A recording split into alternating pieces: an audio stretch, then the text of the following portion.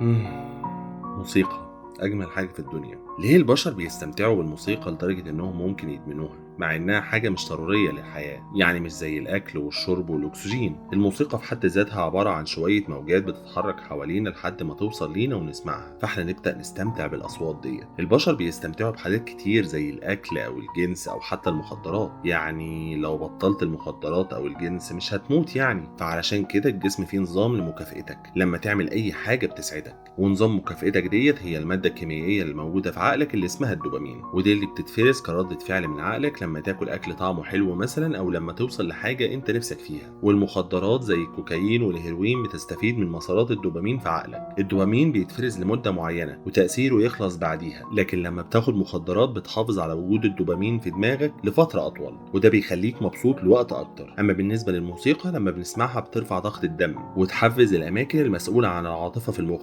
الموسيقى مش ضرورية زي ما قلنا قبل كده، بس بسبب تحفيز الأماكن المسؤولة عن العاطفة في المخ ولأنك حسيت بشعور كويس، يبقى مين اللي هيتفرز عشان يبسطك؟ أيوة بالظبط، الدوبامين. يعني ببساطة الدوبامين هي حدة الشوكولاتة اللي بنديها للطفل لما بيعمل حاجة كويسة علشان يعملها تاني، فيخلي الطفل يذاكر أكتر أو يتمرن كويس علشان ياخد حتة الشوكولاتة تاني. ونيجي للحظة اللي محدش بيوصلها في الفيديو خالص، بس لو وصلت للحظة ديت ممكن تعمل شير للفيديو علشان يوصل لناس أكتر، ولايك عشان أعرف إنك مبسوط، وسبسكرايب لو عايز المحتوى يستمر. سلام.